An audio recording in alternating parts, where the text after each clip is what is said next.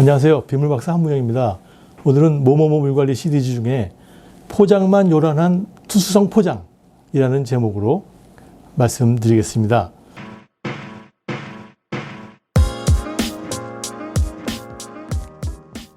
우리나라 지하 수시가 한참 떨어졌다고 그러죠. 그래서 그걸 해결하기 위해서, 그걸 막기 위해서 이제 도로를 투수성 포장을 한다고 그랬습니다. 근데 투수성 포장을 하면은 진짜 지하 수위가 높아질까요? 이것이 좀 불합리한 것을 갖다가 제가 한 세 가지 이제 효율적으로, 이제 장소적으로, 그리고 어떻게 관리할 거냐에 대한 방법에 대해서 말씀드리도록 하겠습니다. 우선 효율성을 볼 때 한번 이렇게 생각해 보죠. 어떤 기저귀 광고가 있습니다. 그래서 이 기저귀는 성능이 좋아가지고 좀 더 많이 싸도 다 흡수한다고 했는데, 근데 아무리 좋은 기저귀라도, 성능이 좋은 기저귀라도 두 번 싸면 안 되잖아요. 그러니까 어떤 성능 하에서는 되지만 그보다 높은 데서는 안 된다는데, 대한민국에서 빗물에 비가 오는 패턴을 보게 되면은 적게 오는 날도 있고 많이 오는 날도 있고 적게 오는 날도 있습니다. 근데 그게 결국은 기저귀에서 조금 쌀 때는 분명히 잘 흡수가 되지만, 엄청나게 많이 쌀 때는 그냥 흡수를 못하고 있으나 마나 다 빠져나가는 거예요. 대한민국의 패턴이 그렇습니다. 유럽의 패턴 같은 경우는 비가 일정하게 오기 때문에 어느 정도 용량에 맞게 한다면 1년 내내 다 빗물을 땅속에 집어넣을 수 있는데, 대한민국 같은 경우는 적게 올 때는 조금밖에 효과가 없고, 진짜 많이 올 때는 들어가지 못하는 게 문제가 있기 때문에, 그 기저귀를 보게 되면은 우리나라의 그 강우 패턴 가지고는 땅속에 물을 집어넣지 못한다 하는 생각이고, 또 장소를 보게 되면은 우리나라 전체 면적이 있습니다. 근데 도로는 이렇게 선으로 돼 있거든요.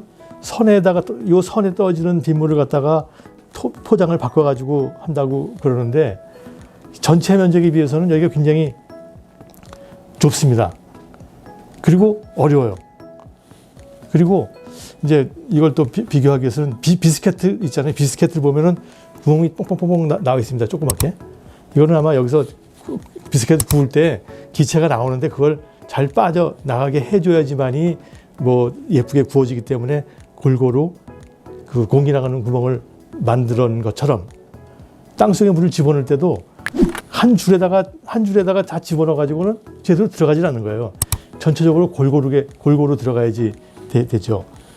세 번째는, 도로를 다 바꿔 가지고 포장면에 공국을 만들어 가지고 그 속에 물이 들어가게 한다고 그랬을 때, 그 공국이 자꾸만 막히게 되면 이걸 빨리 청소를 해줘야 되고요. 또 구조적으로 촘촘하지 않으니까 깨지기 쉽잖아요. 근데 왜 거기다만 하느냐? 도로의 물을 침투시키기 위해서는 도로를 건들지 말고, 지금 도로는 가운데가 볼록하게 돼가지고 옆으로 해서 빗물바지라는 게 있습니다.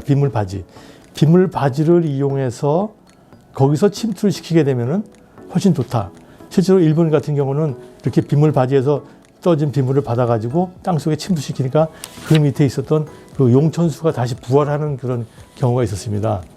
그래서 지금 보면은 투수성 포장이 만능인 것처럼 얘기하는 사람이 많지만, 그걸로 땅속에 물이 들어가게 하고 그렇기 때문에 홍수가 줄어든다고 얘기를 하지만, 사실은 그 성능을 볼 때, 성능이나 규모라든지 그 설치하는 곳을 보게 되면 그렇게 그 효과가 없지 않는가. 전체적으로 지하수를 침투시키게 하기 위해서는 어려운 곳에 하지 말고 땅속에, 산에 있는 거기다가 침투시키게 되면 더 많은 양의 물을 빨리 땅속에 침투시킬 수 있는데, 왜 포장에서만 그렇게 하느냐가 하는 문제가 있습니다. 그래서 결론은 투수가 진짜 잘 되는지를 알고 투수를 시키자. 얼마큼 투수가 되는지 알고 시키자.